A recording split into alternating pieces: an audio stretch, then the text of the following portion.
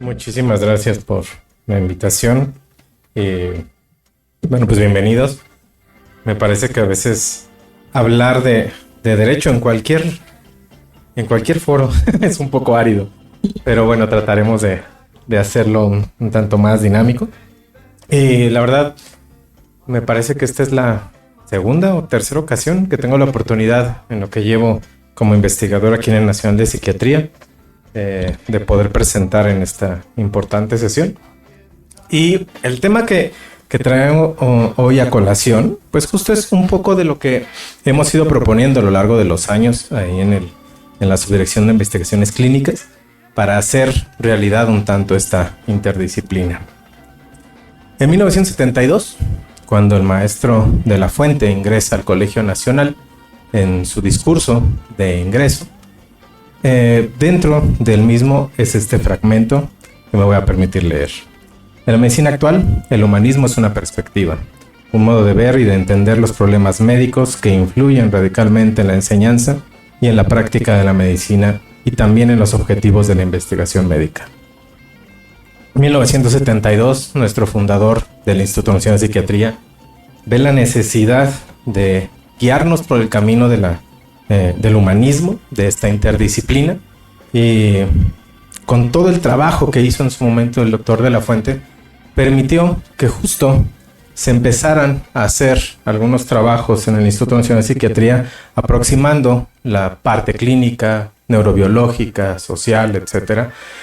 Sin embargo, en el área del derecho y de la psiquiatría forense parece que eso no había permeado, porque históricamente, desde el siglo XIX y la mitad del siglo XX, el derecho empezó a tener un camino separado. La realidad es que la parte mucho más árida del derecho se empezó a dar a finales del siglo XIX y pudimos tener ya un código penal como el de Martínez de Castro, un primer código civil en esta república incipiente. Y cuando comienzan a hacerse las investigaciones en el ámbito jurídico en esa época, a inicios del siglo XX, lo único que hacían eran revisiones literarias, ¿no? Incluso llegaban a hacer revisiones del propio código, de las propias leyes, sin poder aterrizarlo mucho más. Posteriormente se hace ya una investigación jurídica un poco más tradicional, con algunas visiones mucho más dogmáticas o teóricas que les hablaré en un momento al respecto, y se da origen a todas ellas con el prefijo ius, que es mucho más hacia el estudio del derecho. Sin embargo, hay una necesidad clara de evolución por las figuras que ya hacia el siglo XXI se venían vislumbrando desde mediados del siglo XX. ¿Qué es lo que sucedió en el caso de México con la psiquiatría forense? Los primeros siglos del siglo XIX, finales, y el siglo XX, prácticamente los psiquiatras que intervenían dentro de los procesos jurídicos, como peritos o como expertos, incluso casos tan relevantes como la primera interdicción o bueno, la segunda interdicción realmente, que ameritó un libro por parte de una gran historiadora recientemente, e incluso algunos casos relevantes para el siglo XX, la mayor parte de los psiquiatras no tenían una formación como tal, no tenían el entrenamiento forense. Es prácticamente hasta inicios del siglo XXI que en el año 2000 se da origen a la psiquiatría forense como alta especialidad en el Hospital Psiquiátrico Fray Bernardino Álvarez. Sin embargo, conforme fue avanzando esta disciplina, en realidad no hubo una investigación replicable o que se publicara o que hubiese un avance respecto a las figuras que se estaban planteando. Lo que genera que la psiquiatría forense en México se aislara de la interdisciplina y que siguiera estipulando algunas figuras que no son congruentes con el avance incluso en el derecho. Al día de hoy, la psiquiatría forense que se practica en México sigue utilizando las periciales para poder hacer interdicción, algo que es totalmente en contra de derechos humanos. Se siguen viendo en el caso de inimputabilidad una asociación muy laxa con trastornos mentales sin hacer un análisis a profundidad, y en muchos otros casos incluso se le imposibilita a una persona poder ejercer patria potestad por el hecho de tener un trastorno mental. Todo esto me parece que empezó a abrir la necesidad de hacer o de generar un conocimiento para poder modificar las circunstancias. En ese circunloquio, bueno, pues tendría que tener una evolución, ¿no? Propiamente en el derecho se empiezan a generar intercambios de ciencia en el siglo XX, ¿no? Sobre todo en la década de los 70, que se comienzan a hacer estas nuevas teorías mucho más avesadas, con una dogmática mucho más profunda, con filosofía del derecho. Se empieza a realizar un enfoque científico de la prueba, y es en el caso de nuestro país hasta prácticamente el siglo XXI que se genera gracias al ministro en retiro actualmente, el doctor José Ramón Cosío, en la Suprema Corte de Justicia, que se introduce la ciencia en la práctica del derecho. Él es el primero que lleva a expertos en un caso específico de VIH en Fuerzas Armadas para que se les hablase a los juzgadores de realmente las implicaciones de tener VIH y si había un peligro de contagio y si era suficiente como para cesarlos de una actividad constante a las Fuerzas Armadas. Es con este punto que en México empezamos a dar esta interacción con otras disciplinas y generamos en el caso de derecho algo que se llama estándar Daubert, que nos permite a través de tanto el consenso por parte de expertos, que haya una replicabilidad, que haya suficientes datos científicos publicados al respecto de una prueba o de una postura, establecer como idóneo para poder aterrizarlo dentro de la dogmática, en el caso de cualquier derecho, o dentro de la praxis en los juzgadores. Posteriormente se introduce ya prácticamente en los últimos 10 años, un poco menos, la investigación cuantitativa y cualitativa en el derecho. Se han empezado a acercar a investigación social un poco más aterrizado hacia demostrar, incluso con números, con estadística y con técnicas de investigación cualitativa que conocemos aquí en el Instituto Nacional para poder generar nuevo conocimiento. ¿Qué es lo que sucede con el caso de salud mental forense? Bueno, pues inicia prácticamente con el punto específico de la salud mental pública, gracias a la doctora Mariana Medina Mora, que en el año 2000, inicios del siglo XXI, comienza con esta nueva visión mucho más interdisciplinaria, no exclusivamente para psiquiatras, sino para psicólogos, antropólogos y muchas otras áreas afines, para poder realizar investigación que permita poder aproximarnos en una inter y transdisciplina real. Y me parece, y lo digo con gran orgullo, la primera investigación que se hace y publicación que se hace es en el 2002 aquí en el instituto, con esta publicación de la doctora Ana Fresán de los aspectos penales y características clínicas de la criminal en esquizofrenia. Es la que yo considero comienza a dar el rubro forense aquí en el instituto. Se empieza a aperturar una visión mucho más diferente, interdisciplinaria, profunda de las características de alguien que está privado de libertad. Posteriormente, gracias a la dirección propia de la doctora Ana Fresán, se empiezan investigaciones en psicopatía que hacemos ella y su servidor en conjunto, para que prácticamente llegando al 2018, cuando ya tenemos un poco más claro, ¿no?, la Convención de Derechos Humanos de Personas con Discapacidad, ya estaban a la vuelta de la esquina estos objetivos del desarrollo sostenible de la Organización de Naciones Unidas, damos origen a la salud mental forense con el primer análisis jurídico publicado, en el cual, y ahí lo traemos con la parte de las publicaciones que hemos hecho, se realiza por encargo de la Organización Mundial de la Salud para poder aterrizar las consecuencias que habría jurídicas en México de una nueva clasificación de trastornos parafílicos. Por eso empezamos a ver esta interacción mucho más constante, hasta que en el 2020 sacamos el primer libro de salud mental forense, y ya en esos entonces, hace 4 años, comenzamos la investigación jurídica mixta. Esto también quiero aclarar que no solamente fue una ocurrencia. Me parece que algo necesario, como les decía en esta frase del maestro de la Fuente, que tenemos que entender, es que el instituto tiene una visión muy claras. Tenemos que ser líderes en cuanto a la generación de conocimiento, tenemos que proveer esta investigación multidisciplinaria y tenemos que consolidarnos como tal. En los últimos años el instituto ha tenido una directriz muy importante, desde el doctor Heinz, la doctora Medina Mora y actualmente en este segundo periodo el doctor Madrigal, que le han dado ese valor y ese sentido al instituto. Sin embargo, desde una perspectiva tal vez muy particular, me parece que faltaba justo una interdisciplina con otras áreas que se habían tal vez estado un poco distantes, como hablábamos en este circunloquio, como lo es el derecho. Ya fue en el 2020 cuando logramos sacar este libro, les decía, y para nosotros salud mental forense es una rama de la salud mental pública. Por eso la importancia de este origen que da la doctora Medina Mora en el instituto y que nos va a dar una visión inter y transdisciplinaria con el objetivo claro: desarrollar investigación en los campos en los que interactúen ciencias forenses, jurídicas, filosóficas y todas las que nos involucramos en salud mental.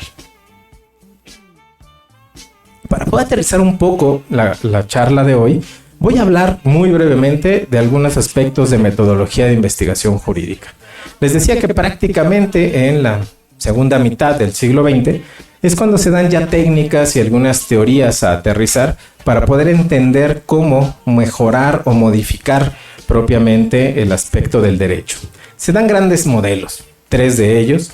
Es el tradicional, el actual, y algunos le llaman hermenéutico, otros dicen que son otros, no se ponen de acuerdo un tanto los teóricos juristas. En los tradicionales, el iusnaturalismo, el positivismo, el sociologismo y el marxismo. No vale la pena tanto que me dedique aquí 20 minutos a hablarles de cada una de las corrientes, lo diré muy brevemente cada una de ellas. En el caso del iusnaturalismo, considera el derecho por propio origen, una regla, una norma, e incluso llega a tener algunas observaciones un tanto más filosóficas de que si es una cuestión moral o natural del comportamiento humano, tiene que estar regulada, no más.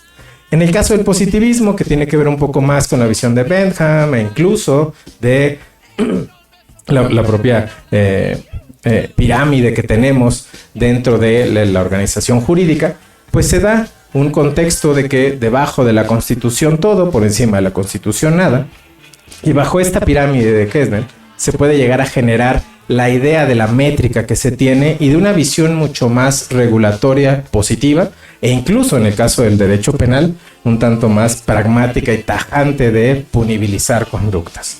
En el caso del sociologismo, que me parece que nos puede interesar un tanto más al área, nos permite entender cómo la conducta del ser humano es la que ha ido regulando la praxis del derecho y su formación, pero además también una rama un tanto más de investigación social jurídica que permite entender cómo el derecho puede involucrar un cambio sustancial en una comunidad o en una cultura y cómo esa manera de irse involucrando puede incluso trastocar las tradiciones o modificar la manera en que se conciben los seres humanos dentro de un contexto cultural. El neomarxismo es un poco más radical y ha establecido incluso una visión mucho más materialista, como el propio Marx, en donde se establecen parámetros específicos y que da hacia un futuro una visión mucho más económica incluso del derecho para una aplicación de regular las praxis en cuanto a la manera en la que nos comunicamos o llegamos a establecer contratos. Actualmente, y esto digo, las visiones actuales datan de 1970, ¿no? Se han utilizado otras técnicas como filosofía analítica, la semiótica jurídica y la teoría de sistemas. Las 3 tienen en común que prácticamente toman al derecho como ya surgió en la época del siglo XIX y lo empiezan a analizar y a desmenuzar. En el caso de la filosofía analítica llega a tomar vertientes un poco más de ética o de una visión un tanto más cognoscitiva que puede permitir ir depurando algunos constructos y poder modificarlos o incluso considerar que ya no son acordes a la actualidad. En el caso de la semiótica se empieza a abocar a justo los términos que se han ido dando, sobre todo desde el latín para el derecho, y que permite aterrizar si realmente la manera en la que se está considerando un amicus curiae, un de cuius, un usia, etcétera, pueden llegar a ser vigentes o se tienen que modificar y hacer un argot un tanto más cotidiano y mucho más asequible. De hecho, un gran avance que ha tenido la semiótica jurídica en nuestra época ha sido las sentencias de lectura fácil, ¿no? Que permiten que una persona con discapacidad intelectual, al momento de ser partícipe de un proceso jurídico, se le dé una sentencia en un lenguaje simple y llano y no se necesite adornar con latinajos o con términos que muchas veces son herméticos. La teoría de sistemas permite abordar un poco cómo es la relación entre los distintos puntos del derecho y las distintas interacciones que pueden interesar entre derecho civil, mercantil, penal, y cómo incluso alguna modificación o reforma de alguno de estos estatutos puede involucrar necesariamente una reforma a otro tipo de derecho o a otro reglamento que ya está normado. Otros que pueden llegar a utilizarse dentro de la metodología jurídica son las teorías críticas del derecho, el constructivismo jurídico, el derecho como argumentación y el análisis económico del derecho. Las teorías críticas llegan a considerar que incluso puede haber figuras anacrónicas. Algunas sentencias, algunas visiones que datan prácticamente de inicios del siglo XX y que en pleno siglo XXI siguen operando. Un ejemplo de ellos es la visión del aborto que se puede tener al día de hoy. como en algunos estados, en el caso de México, sigue siendo una conducta punible e incluso llega a considerarse necesario que si una mujer llega a abortar, se le prive de libertad acusándola de un infanticidio con la gravedad de relación de parentesco. Ese tipo de figuras son las que las teorías críticas del derecho ha ido atacando para deconstruirlas y modificarlas. Y las otras tres parten, sobre todo el constructivismo y el derecho como argumentación, la manera en la que se va construyendo y se va haciendo el derecho y cómo va generándose de una figura en otra a partir de la legislación y cómo se puede argumentar a favor o en contra de una interpretación propia de alguna de las corrientes previas, sobre todo de las tradicionales. El análisis económico es algo muy interesante que me parece que también tendríamos que entender. Algunos filósofos a finales del siglo pasado se introdujeron a un estudio con matemáticos y expertos en economía a nivel mundial y empezaron a tratar de llevar el derecho mucho más cercano a la manera en la que se regula el mercado a nivel internacional. Eso dio como resultado una aproximación al derecho de modelos matemáticos, de aproximaciones de ecuaciones e incluso de una necesidad de entender puntos de corte o la significancia estadística de algún estudio en específico. Eso dio apertura incluso más a la interdisciplina. Propiamente en la metodología jurídica existen 4 áreas. Uno puede aproximarse a cómo es el proceso legislativo del derecho, ¿no? La creación propia del derecho y cómo al momento de postular o de formular una reforma o una nueva ley o una nueva figura puede llegar a afectar a lo mejor otros derechos. Un ejemplo que les puedo mencionar aquí sería objeción de conciencia en México. 2013 se promulga la objeción de conciencia, se reforma el artículo 10 de la Ley General de Salud, llega el caso hasta la Suprema Corte de Justicia y se deroga. ¿Por qué? Porque al momento de aperturar objeción de conciencia a todos los médicos en este país, no había un artículo que vinculara la obligación del Estado de proveer salud a aquella persona que por objeción de conciencia un médico no quiso atender, ya sea por razón de ética o principios religiosos. Por lo tanto, se deroga hasta que no hay una nueva propuesta, y eso sigue en el congelador desde 2003. En la aplicación del derecho, la interpretación que hacemos de ello y cómo a veces la manera en la que interpretamos puede decantarse hacia un sentido u otro de la sentencia o de su aplicabilidad. Sin embargo, hay una máxima en el derecho que, por más que yo desconozca la reglamentación o las leyes, eso no me exime de responsabilidad. La enseñanza del derecho, propiamente cómo se puede ir acercando hacia aquellos que nos interesamos propiamente por el estudio del derecho. Y finalmente, la investigación, que se divide en 3. La investigación jurídica, que sería la dogmática, documental o teórica, la jurídica empírica, que es la realista de campo, y la mixta, que conjunta estas dos. La investigación dogmática, documental o teórica, se acerca específicamente hacia justo estas teorías y permite desde esa perspectiva hacer un análisis de cómo hay que modificar ciertos estatutos, cierta reglamentación o incluso cómo proponer reformas para que pueda acercarse a la realidad que está consciente al día de hoy la sociedad. En el caso de la investigación jurídica empírica, es la que empieza a aperturarse a investigaciones cuantitativas y cualitativas. Incluso se empiezan a hacer investigaciones con grupos focales, con estándar o incluso con algunas entrevistas cortas. Sin embargo, no han alcanzado el potencial que tenemos, por ejemplo, en la investigación clínica, de establecer parámetros específicos, de puntos de corte, de baremos o de tener estadísticas claras para poder tener una representatividad de lo que estamos abordando. Se hacen casos muy específicos y difícilmente a veces se llega a generar un conocimiento a profundidad por la falta de aterrizaje metodológico científico. Y esa es una gran crítica que el día de hoy tiene el derecho. Y la mixta conjunta estas dos. Un punto que también he considerado de partida ha sido esta reforma que se dio hace no mucho, en el 2023, y que formuló la Ley General en materia de humanidades, ciencias, tecnologías e innovación, es decir, la reforma del CONACYT.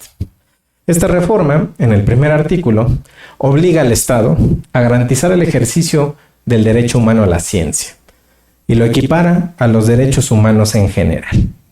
Y un ordenamiento que nos da esta ley es que para asegurar ese ejercicio, el Estado tiene la obligación de fomentar, realizar y apoyar actividades de investigación humanística y científica que faciliten el ejercicio y el goce de derechos humanos individuales, colectivos de la presente y futuras generaciones.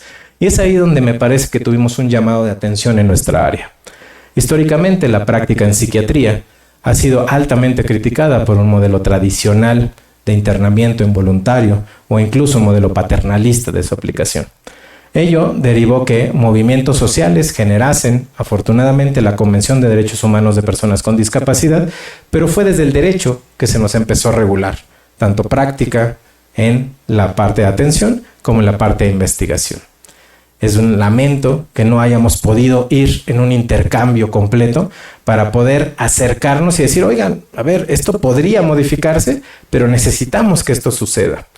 Tuvo que venir el derecho a regularnos. Un ejemplo de ello también es lo que sucedió recientemente, hace un par de meses en la legislatura pasada. Una de las leyes que estuvo en pugna mucho tiempo fue el prohibir las terapias de conversión.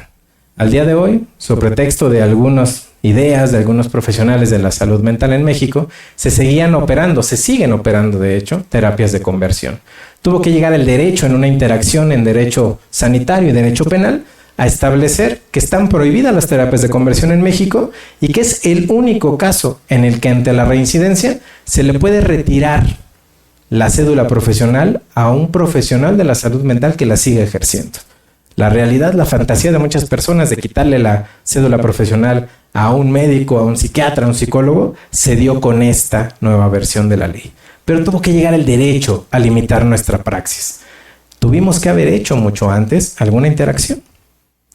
Es por eso que esta propuesta que hemos empezado a armar en su dirección de investigaciones clínicas, nos parece que debemos de llevarla hacia sentencias y legislación basada en evidencia. No solamente en toma de decisiones en algún punto de si hay un tema en boga o si hay alguna circunstancia que pueda jalar un poco más la atención, sino que en realidad tengamos evidencia que sustente esta toma de decisiones y estas modificaciones que se pueden hacer fundamentalmente dentro del derecho. Decía Descartes, para investigar la verdad es preciso dudar en cuanto sea posible de todas las cosas. Y aquí les mostraré algunas de las investigaciones que hemos hecho. La mayoría las hemos realizado la doctora Ana Fresán y un servidor. Hemos colaborado con otros investigadores a los cuales agradeceré también al final de esta presentación. Pero este es uno de los pilares que empezamos a tomar para poder entender y modificar esta concepción. Fue en esta tesis de la evaluación de la capacidad de un paciente con esquizofrenia para la toma de decisiones y para la conciencia de enfermedad, que gracias a la aproximación de un gran psiquiatra, que es el doctor Applebaum, que pudimos entender que una persona con esquizofrenia y con síntomas activos, incluso, ¿no?, como se puede ver en el PANSS, podría tener una mejor conciencia de enfermedad y también una adecuada capacidad para consentir. Es decir, esta lógica que se nos ha dictado en la psiquiatría y en el derecho de que una persona con esquizofrenia no tiene capacidad de tomar decisiones es equívoca. Y no solamente desde el argot o desde la lógica del derecho humano, sino desde los números aplicados ya en personas que están todos los días tomando decisiones. Una de las técnicas que hemos tratado de aproximar hacia el derecho, en lugar de estas revisiones literarias que se siguen haciendo el día de hoy, es mostrarles las ventajas de una revisión sistemática, todo el modelo de poder aterrizar estadísticamente y correctamente el analizar la metodología de cada artículo y poder dar datos que puedan modificar algunas leyes. Una de ellas que hicimos hace algunos años con uno de mis tesistas fue justo este riesgo de conductas autolesivas en personas privadas de libertad. ¿Y qué fue lo que encontramos? Que no hay estudios a nivel de México de este tipo de población.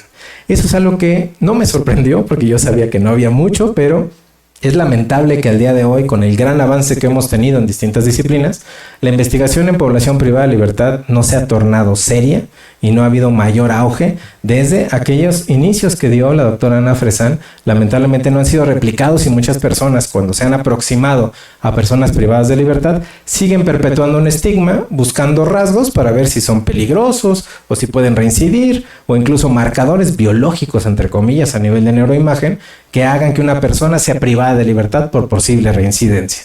Esa es la visión del neuroderecho que hay que combatir.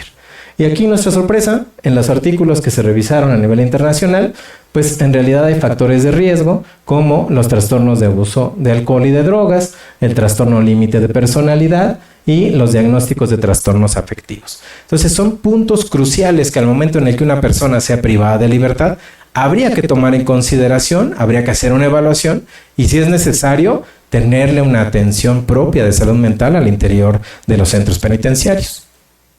Otra revisión que hizo una de mis tesistas, que al día de hoy es mi asistente, la maestra Marlene, logramos visualizar en este periodo de 10 años que 17 artículos de estos casi 2.300 que ella revisó, tampoco existían datos de México al respecto de inimputabilidad.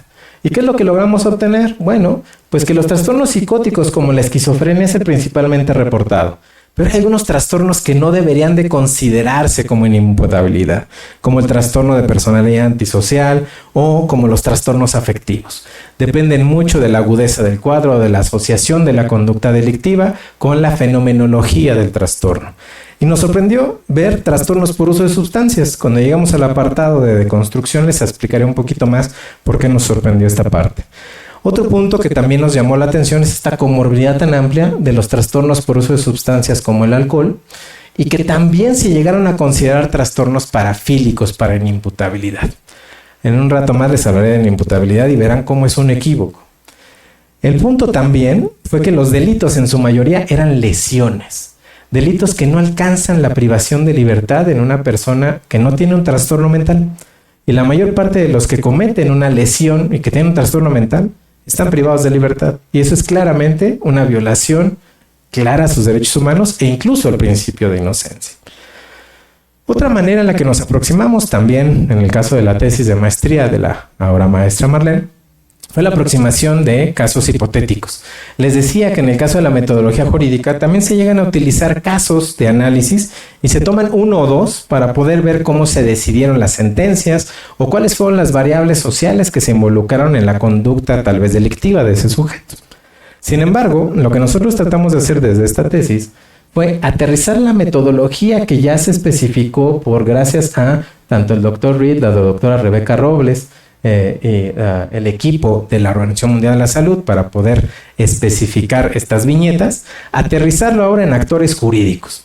¿Qué hicimos? Pues invitamos a defensores públicos o privados, ministerios públicos, jueces o a cualquiera que trabajara en el sistema penal acusatorio para poder entrevistarlos a través de casos específicos de inimputabilidad. Y aquí les pusimos algunas trampas. En realidad había dos delitos, homicidio y robo simple. En el caso de los diagnósticos, uno tenía esquizofrenia, otro trastorno antisocial, otro no tenía diagnóstico. Aquí había una dependencia a cocaína y estaba intoxicado el sujeto. Aquí el sujeto probablemente tenía esquizofrenia y en este no tenía diagnóstico. Y lo que nosotros establecíamos como punto de diagnóstico, digámoslo así, en el caso jurídico, es que en este caso había inimputabilidad y en este caso había inimputabilidad. En los otros no operaba la inimputabilidad jurídicamente hablando. ¿Y qué fue lo que se reportó? Que la mayoría no encontraban el diagnóstico o inclusive utilizaban términos como desubicado de la realidad, alienación mental, locura, ¿no? Estos términos que operan en el derecho desde el siglo XIX, detrimento, capacidad cognitiva, bueno, alienación mental, alucinaciones, locura, mental permanente, así nos lo pusieron, ¿no? Así como, ¿y eso qué significa? Impulsivo, déficit de atención, ¿no? Por aquí lo opcional con TDAH o cleptómano. Y esta percepción que tienen los juzgadores, es decir, ministerios públicos, jueces, etcétera, fue la que decantó en ver si eran inimputables o no. Y estadísticamente logramos visualizar que justo la percepción fue el que la mayor variable que nos ayudó a predecir quién era inimputable y quién no. Es decir, el sesgo, el estigma, la falta de conocimiento, el hecho de que se estableciera la presunción de algún trastorno mental, los consideraban peligrosos y por lo tanto inimputables. Y no importaba el delito, la mayoría decían que tenían que estar privados de libertad. Es decir, hay que combatir incluso en la praxis jurídica, en el ámbito penal, ese tipo de figuras. Algunas otras aproximaciones que hemos hecho también es tratar de aterrizar en algunas construcciones dentro del derecho, como la conducta delictiva, que no es lo mismo que la conducta antisocial, ver si hay algunos factores que predigan esta conducta. Esta tesis nos ayudó a ver o a plantear un modelamiento para ver cuáles eran estas variables que podían predecir este robo con conducta antisocial en los sujetos. Y lo que encontró esta tesista, la hoy doctorante, bueno, casi doctora, Nadia, fue que la parte de la crianza estaba altamente involucrada. Y eso desde las teorías sociales, antropológicas se ha venido dando. Y una modificación que se ha dado sustancialmente en el derecho penal ha sido la de atender esas causas primordialmente.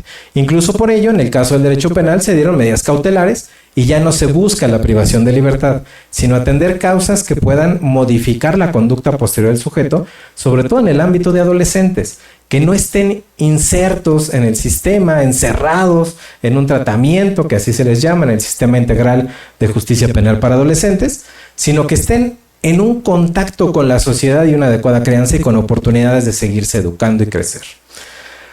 Algo que hemos logrado, gracias también a la ahora ya casi doctora, ¿no?, candidata a doctora Nadia, es proponer algunos instrumentos que modifiquen la percepción en el caso de los riesgos procesales.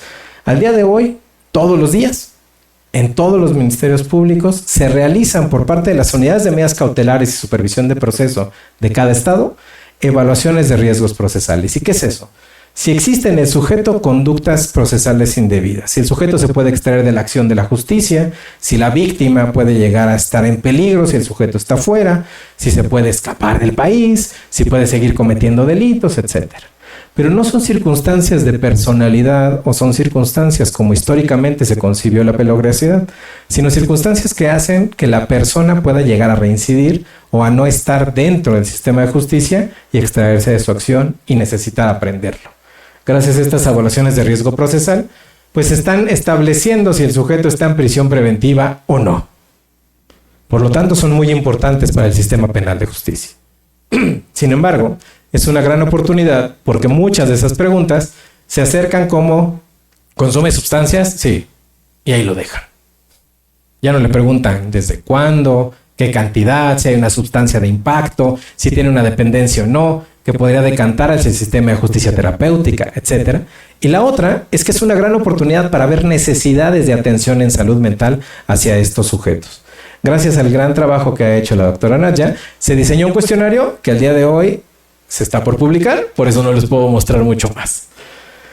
Hace no mucho logramos hacer, gracias a un convenio con la Secretaría de Seguridad Ciudadana, una investigación que consideramos fundamental, sobre todo para la atención en salud mental de Fuerzas Armadas.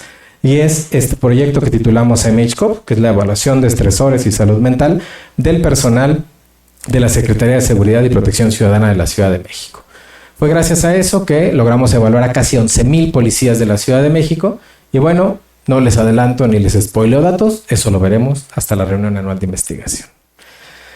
Y otra técnica que hemos aterrizado un poco más, y eso lo veo ya un poco más desde el ámbito personal, ha sido justo la deconstrucción de ficticios jurídicos. Por eso vi la necesidad de meterme al doctorado en Derecho Penal, para poder aterrizar realmente cómo modificar figuras que al día de hoy siguen anacrónicas y que pueden llegar a ser violatorias de derechos humanos en la praxis cotidiana. Y es por eso que me empecé a involucrar en la deconstrucción de la imputabilidad. Ahí me tomaré unos minutos más. Comenzamos a evaluar un poco lo que han dicho ya juristas expertos en el ámbito penal, como en su momento el doctor Roxin, un jurista alemán que estableció que el sujeto actúa culpablemente cuando realiza un injusto jurídico penal, pese a que todavía le podía alcanzar el efecto de la llamada de atención de la norma en la situación concreta y poseía capacidad suficiente de autocontrol. De modo que le era psíquicamente asequible una alternativa de la conducta conforme a derecho. Pero el propio Roxin reafirma, la misma persona puede ser inimputable en determinados momentos respecto a determinados hechos y sin embargo no serlo en otros momentos respecto de otros hechos. Y parece que el doctor Roxin le habló a la nada. Ningún sistema jurídico internacional tomó en consideración esto. Cuando existe un trastorno mental en una persona presuntamente responsable, se deja de buscar si cometió el delito o no, se viola el principio de inocencia, se acercan a si tenía capacidad de entender o no la conducta delictiva y por lo tanto ya no pueden ver si a pesar del trastorno mental puede ser o no inimputable con dependencia del posible delito que cometió. Y eso sucede en el ámbito internacional. Por ejemplo, España. En el derecho penal español, yo que soy una persona con trastorno por déficit de atención con hiperactividad, si cometo un delito soy inimputable. Si cometo un delito aquí en México, no soy inimputable. Si cometo un delito en Estados Unidos, no soy inimputable. Es la manera en la que han aterrizado esta interpretación de la inimputabilidad la que da esta visión que lamentablemente el doctor Roxin no pudo hacer permeable a pesar de ser un gran jurista. Dentro de nuestra área ya mucho más latina, el doctor Eugenio Zaffaroni justo también dijo que la perspectiva de la inimputabilidad es una característica del acto, no de la persona, y aterrizaba la inimputabilidad de si le podíamos atribuir responsabilidad a la persona o no, pero es desde el derecho penal, no es que la persona sea inimputable o no, es una sentencia que ha de obrar. Pero también dijo algo importante. Esta perspectiva desarrollada coherentemente debiera concluir en que la inculpabilidad no depende de la incapacidad, sino de que la gente perciba como incapaz a alguien.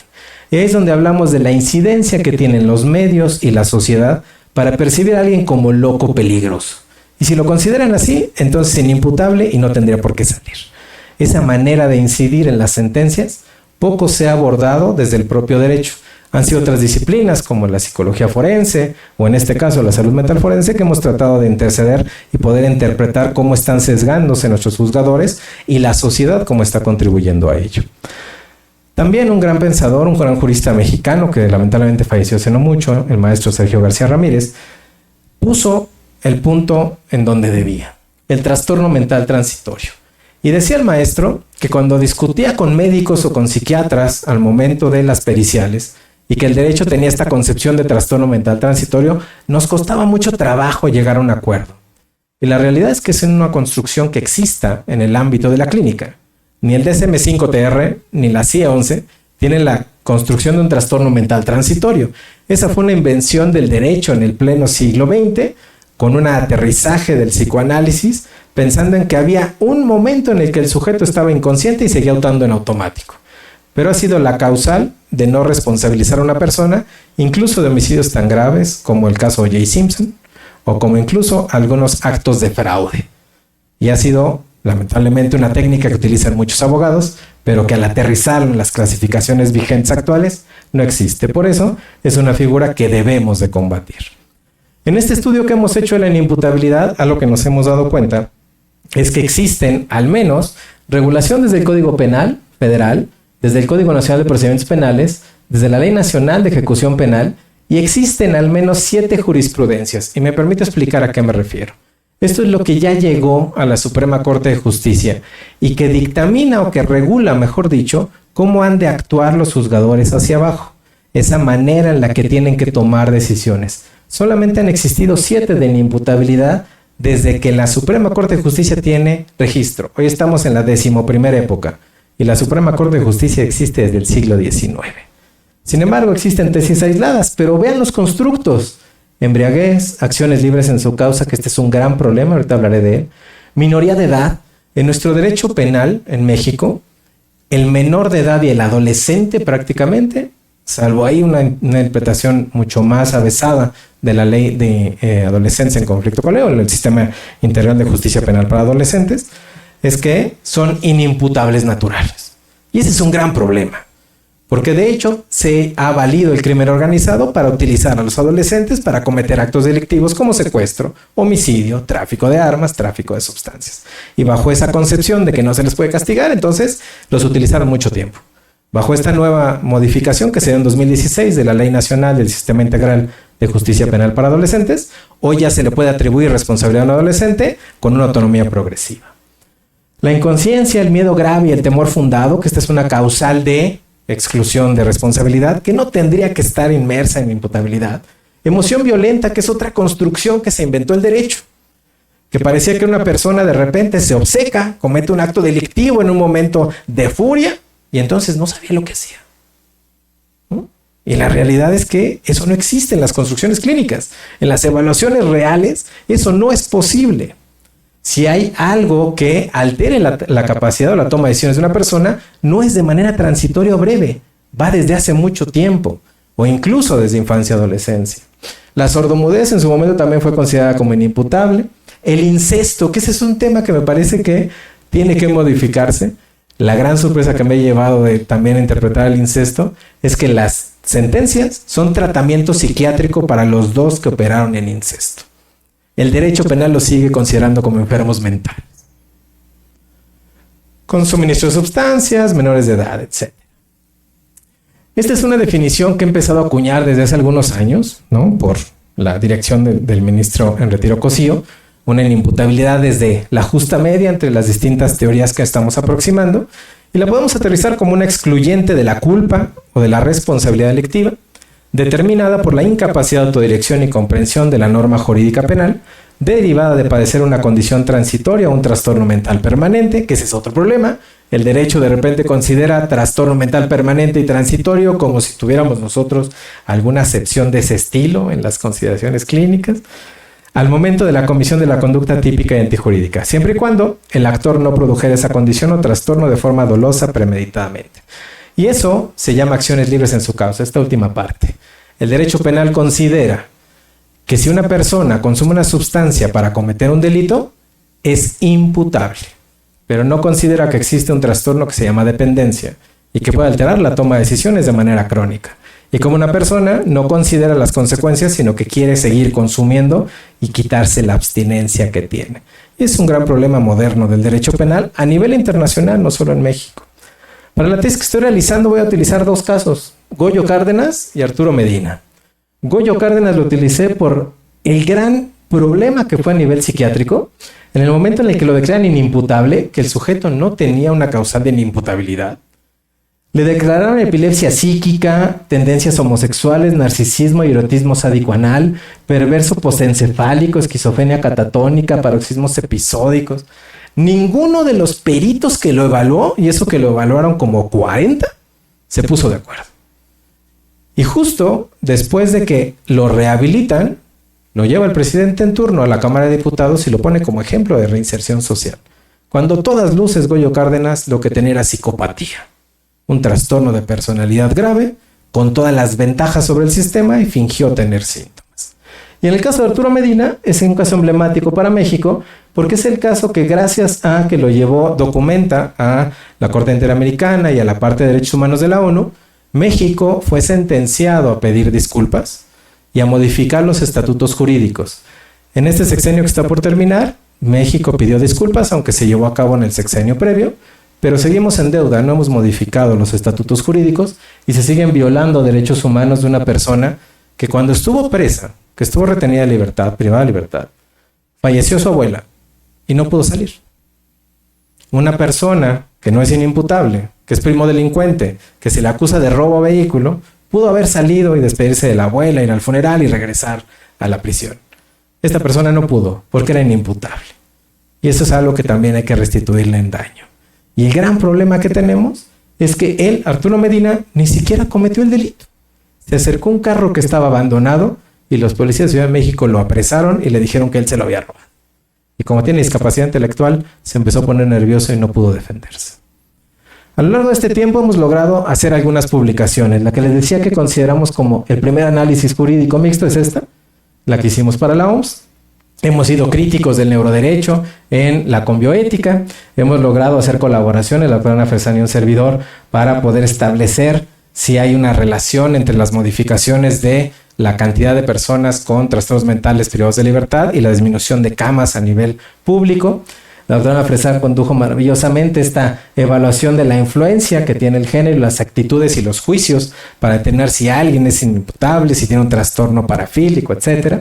Y bueno, en el caso de este análisis que se hizo sobre COVID en la APAL de la Salud Mental de América Latina, contribuimos con el análisis jurídico y esos vacíos y esas modificaciones que se hicieron para saber si había un marco que podía respaldar las acciones que se hicieron en cuanto a salud mental. Otra manera en la que también se hace avance en el ámbito jurídico es en capítulos y en libros, ¿no? En el bienio del doctor NG logramos hacer una propuesta de un código de ética y de conducta en donde por primera vez en la APM se aterrizó la presencia de investigación en el ámbito de la salud mental y cuáles serían las directrices, gracias a la colaboración de la doctora Ana Fresani y el doctor Humberto Nicolini, que pudimos aterrizar esa parte. Esto no sé cómo vaya, pero bueno, aquí establecimos un poco la directriz de psiquiatría forense desde la OPS, gracias al doctor Carlos Berlanga, y se han hecho algunos análisis jurídicos de ingreso voluntario, el marco de las adicciones con el doctor Oscar Prospero, con la doctora Jennifer Incapié. Hemos establecido la necesidad de articular con CIE 11 y modificar las visiones de criminología a nivel internacional con el doctor Alba en España y el uso de la psiquiatría genómica y la psiquiatría forense con el doctor Humberto Nicolini. Y bueno, tengo el agrado de decirles que este libro, ¿no?, del doctor Sartorius, el cual tuvimos el honor de que la maestra Marlene y yo fuéramos invitados y escribiéramos este capítulo, pues está por salir en julio de este año. Y será el primer libro a nivel internacional que, gracias al doctor Sartorius, hable con la perspectiva de psiquiatras, de juristas y de bioticistas de la salud mental y los derechos humanos y cómo ha repercutido en nuestra praxis cotidiana. ¿Qué es lo que haremos en un futuro? Bueno, pues seguiremos viendo salud mental en operadores del sistema de justicia. Llegaremos a ver, ¿no?, en algunas tesis, si las leyes que al día de hoy operan de internamiento involuntario prohibiéndolo son realmente lo que necesitábamos o necesitábamos algo paulatino, ¿no? Ha habido un gran debate a nivel nacional si al momento de prohibir el internamiento involuntario dejaron en indefensión a los psiquiatras o no. Yo considero que no, me parece que sigue operando como era, más bien ya no se puede utilizar en la manera equívoca que se utilizaba. También se llegarán a evaluar algunas cuestiones de depresión o de ansiedad en personas privadas de libertad con déficit de atención e hiperactividad o sin él. Y en el caso de estas otras dos de doctorado, pues empezaremos a abordar el tema álgido de la muerte asistida en personas con trastornos mentales. Si realmente es algo que debamos aperturar, si es necesario, qué tipo de trastornos, y la salud mental de aquellos que están involucrados en el reconocimiento de cuerpos a nivel nacional, aquellos peritos que están involucrados, antropólogos forenses sobre todo. ¿Cuáles son las direcciones que considero que debemos llevar en esta interacción entre investigaciones jurídicas y salud mental forense? Colaborar con juristas e historiadores. ¿Y por qué historiadores? Porque me parece que tenemos que rescatar esa parte de la visión de cómo se ha ido modificando las clasificaciones y cómo tenemos que ir también de la mano con el derecho modificando figuras. Mostrar y explicar hallazgos de investigaciones de aquí del instituto al Poder Judicial Legislativo relevantes para la toma de decisiones. Me parece que los datos que hemos formado aquí en el instituto a lo largo de los años pueden ayudar a decantar correctamente al Poder Judicial y al Poder Legislativo en una toma de decisiones y una legislación y una sentencia basada en evidencia. Queremos manualizar los procedimientos periciales aterrizados en ciencia y con sustento científico, clarificar la utilidad de estas pruebas de neuroimagen en los procesos penales y civiles, combatir el reduccionismo neuronal a ultranza que se hace de la conducta delictiva y estudiar la intoxicación con plomo y repercusiones en conducta delictiva, que eso es algo que me parece que hay que aterrizar en interacción con investigaciones del ambiente.